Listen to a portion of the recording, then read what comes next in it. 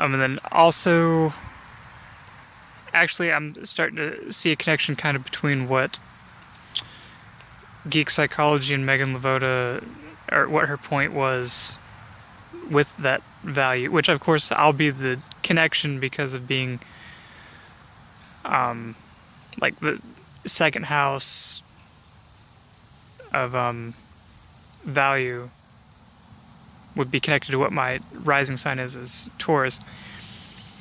And then also, since Taurus rising is the real Aries, it'd be connected to, you know, people's bodies and the efficiency of energy and like taking care of people's or just basically using, not necessarily taking care, even though anyone can do that, but the you know, the efficiency aspect of it basically is what would, you know, come from Taurus rising, because they're the real Aries. They understand how to use energy. And that's why they look lazy, because they're like, I know exactly how much energy is going to be used in that. And then it also kind of correlates to the Enneagram Type 5 in that way. But not saying every Enneagram Type 5 is a Taurus rising, but I just see some in myself the connection, and maybe a distinction that needs to be made in Enneagram as far as that goes. But anyway, so since I was looking at the second house as kind of like your tools, you know, items that you would use, you're talking about power armor.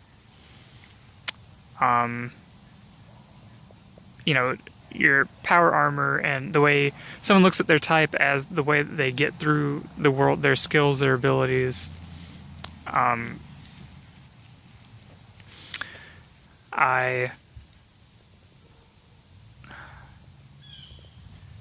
You have more details. Geek Psychology. You have more details on at this point. Of course, you're the one that made it, about like the exact. Well, it's your thing anyway. But you know what I'm trying to say. Like, I'm gonna have to work more on, you know, ascribing, you know, power armor items and stuff like that to the types. But I guess I'm also kind of asking and wondering. I'm kind of curious about what the connection between, you know, the which usually efficiency is thought of in terms of like TE. So that again, that'd be like the Aquarius TE connection. So let's see. Oh, yeah, in the RPG metaphor, like, response video, you know, I'm kind of curious about, since each of those characters are what I saw as, you know, each of the functions, it's like that character has its own type as well, right? So that's another, you know, curiosity of, you know, if they were to be expanded upon, they'd have their own characters and characteristics and things. You know, I would imagine that I'd probably be adding on to them and what, you know, type of armor or what attributes would, you know, correlate with each of them, and then assist in the, or, you know, have my own viewpoint on how the power armor would be applied to the ideas of characters that seem to come up.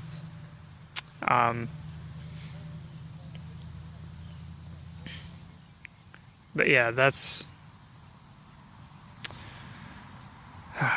about where I am with that. I would say, oh yeah. See, my second house, where, you know, the type of tools and stuff you have, like, I have Gemini there, so it would have to do with communication, ideas, brainstorming. Yeah, it's also kind of a,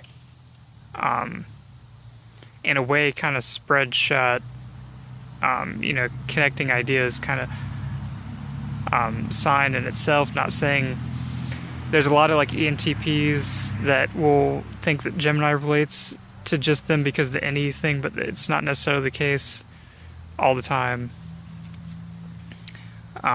But so I don't, even though that does connect because it's an aspect of myself, that doesn't mean that, I want to go ahead and say that Gemini isn't always like ENTP, for instance. And there was an ENTP that asked a question in Megan Lavota's group asking about, about their natal chart and about, does this sound like it fits an ENTP? And in response, I said, like, for instance, you can be an ENTP and a Cancer, which, Cancer being, the nurturing sign that's considered more emotional and about your own emotions, or, or how to take care of other people's emotions. Just overall, just kind of the nurturing sign of home, like taking care of people's feelings. And you can use your extroverted intuition and introverted thinking to nurture other people. So you could be like an ENTP Cancer, for instance. There's not always a direct link like that. My point is, when it comes to this topic, it's going to be kind of scattered when I'm talking about it because of the Gemini. It's just going to be a bunch of, maybe little ideas. And like you said, we're throwing ideas out there. I don't know, let's see. I'm going to be annoyed with myself for there being a level of inaccuracy, but I guess just shooting ideas out there, which, I could just write stuff down and, solve the problem. But the problem is, well, I'm not going to go into that right now, but,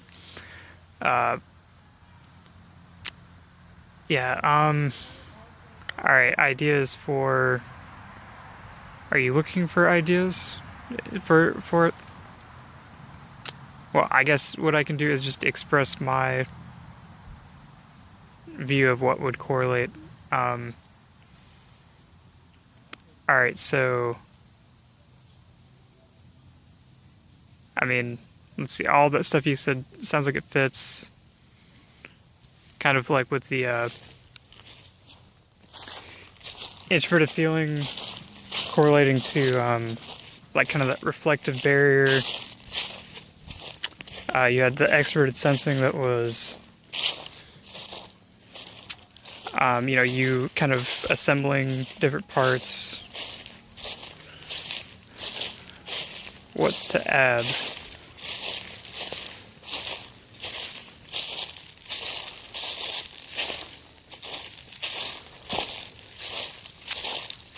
How would it relate to me?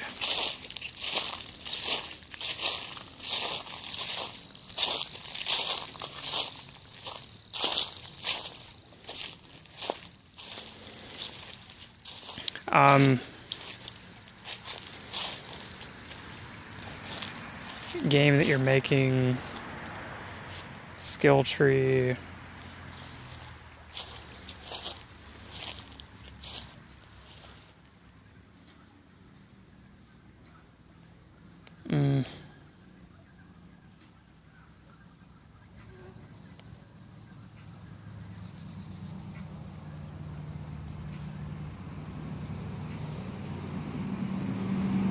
Let's see, in D&D, I've noticed a lot of, I know it seems unrelated, but I don't know, I'm getting the idea that it's going to go back to it somehow. But there's a big, like, kind of debate within, like, the 3rd edition and 5e players where, about the alignments, and, you being neutral good, what that means, it limiting your role playing and enhancing your role playing. And there's the skill tree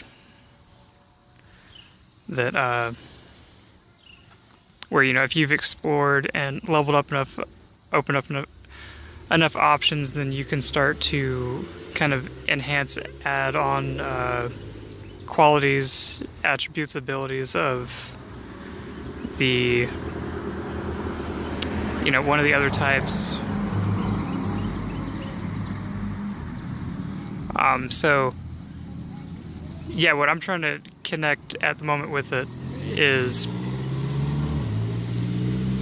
kind of that, like figuring out what things have to be unlocked in order for you to gain, like what would an INTP have to do, like if I'm being really selfish here, to unlock the ESTP abilities, and it might be, you have to go ahead and get the logic proficiency out of the way, the making the connections about what to focus on, what's important to focus on, get the distractions out of the way to a certain degree to where you can just focus on what you're supposed to be focusing on, which ironically in INTP, they look like they're the introverted thinkers, which they are technically because that's what's being pushed on them, but they're really the extroverted sensors. Actually, like all that introverted thinking, detaching, it's really just you're separating so much, like Buddha-like or whatever, to where you're detached to the point where you can just have really not be thinking about anything. And then because you can kind of relieve all that stress and not be distracted by other thoughts, then you can detach, only think about the thoughts that arise, like kind of like a always meditation thing going. So really, INTP is really an extroverted sensor, because what they're really doing all the time is they have a clear mind and they're just paying attention to what's happening outside of themselves. But the problem is it looks like they're getting unfocused and distracted because there's actually so much shit going on that it looks like when it all gets like separated out, it looks like they're having to be like scattered and brainstorming and stuff, and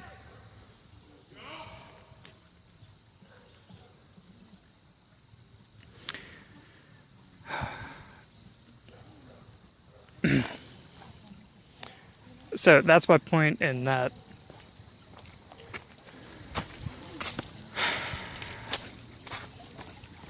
So that's probably actually the case with INFPs as well. And that's what I think, according to like how the functions work. It looks like it's the same thing is going on where they're seeing everything that's happening, and that's how that awareness is able to happen.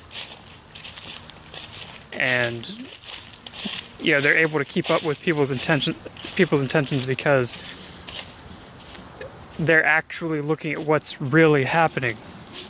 And then the introverted feeling is just the reaction when someone's aware of all the stuff that's happening.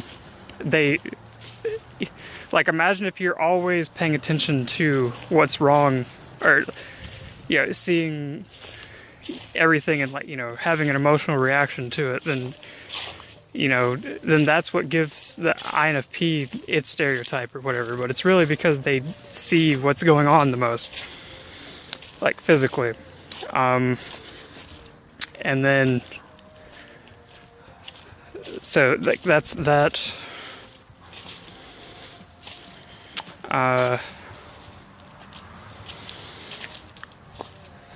Let's see.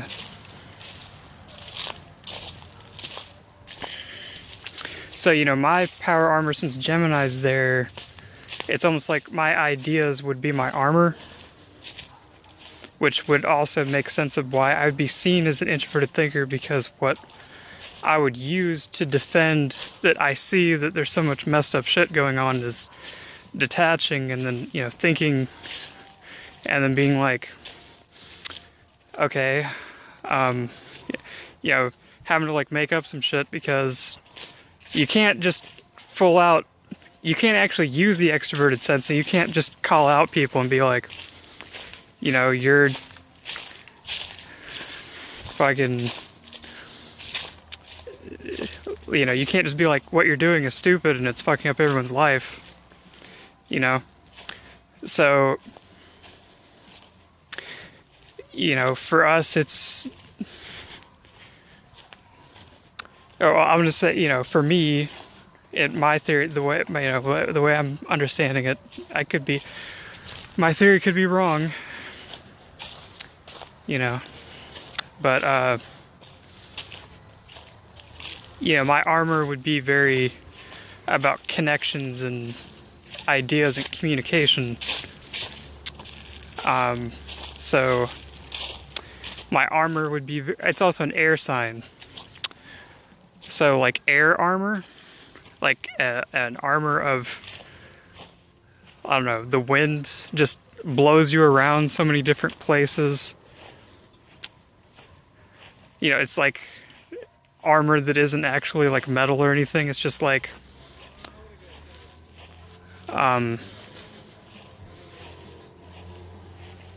it's just like, there's so much terrain there, or there's so much wind or whatever. Not terrain, but there's so many ideas you just have to go through to even get to the point. Because of the Taurus, which is like the sign of the five senses, you have to make sense of all of it before you can even figure out how you would land an attack, which it's really easy to confuse people like that because you see how they're using their aggression all the time, misusing it as a Taurus rising, so. But then, that's making the character based on me, but I don't know, the characters that I pictured in that scenario were very non-armored, but that would be something else to think about, to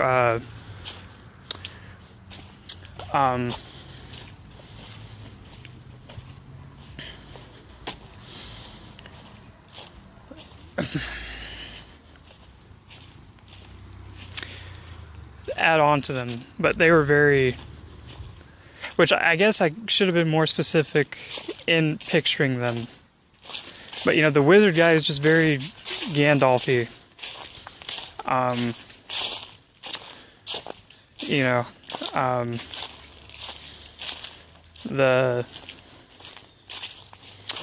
The guy that was zipping around through the portals had, I guess he was the NE guy. The NE character, which is, probably like an ENTP, or, had like some, which actually, it could have been an ENFP, because I have this theory, at least in regards to myself, that INTPs their NE might be like an ENFP version of NE, if that makes sense, which, in my case, the NE is connected to Pisces, which is a water sign, so it'd be a feeling sign, feeling everything that's happening around them.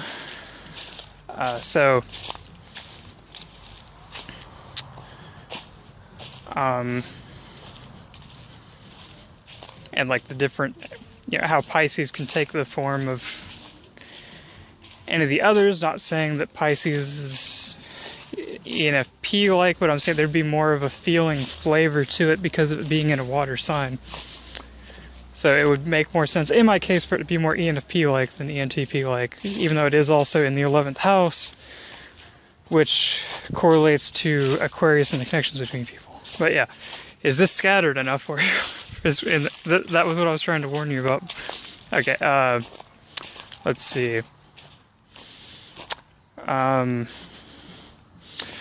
Just basically, I guess I'll continue working on that. That's where I'm at with that. Trying to, like I keep saying, address and keep up with everyone. It's a lot of stuff. So, yeah. All right. Yeah. I will continue working on that and get back to you later. And of course, or it be out there for other people considering a similar topic,